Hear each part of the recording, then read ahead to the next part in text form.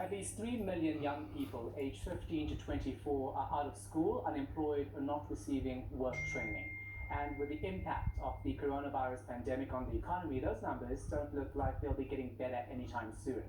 Our reporters have been unpacking the latest stats for us. Aisha Ismail joins us live from Cape Town. Heidi Jakos is in Johannesburg. Heidi, we'll start with you. I mean, the numbers are quite shocking and scary. The reality is that we even have people who go to university, get their qualifications, but they're still struggling to find jobs.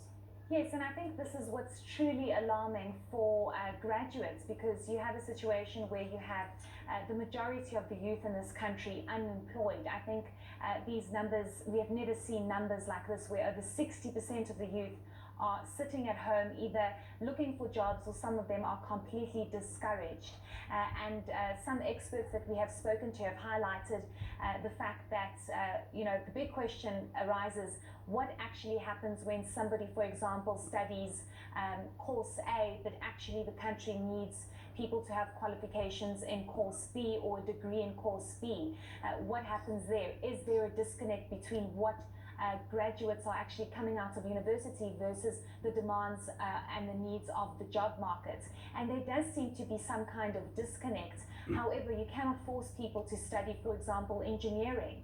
And the other big issue is the fact that a lot of it weighs on what happens in basic education. So how well are we educating those that are still in school when it comes to mathematics and science, because we need those critical skills moving into the job market, because the demand is there. So there's definitely a disconnect, but when we got a chance to speak to Universities SACO, the disconnect is there, but there's not much that they can do, and government needs to find a way to create sustainable jobs and to try and put a dent in the youth unemployment rate, because the picture is very worrying moving forward. Let's listen to Universities SACO. Clearly, there appears to be a shortage of people in the engineering sector, in the IT sector, and so on.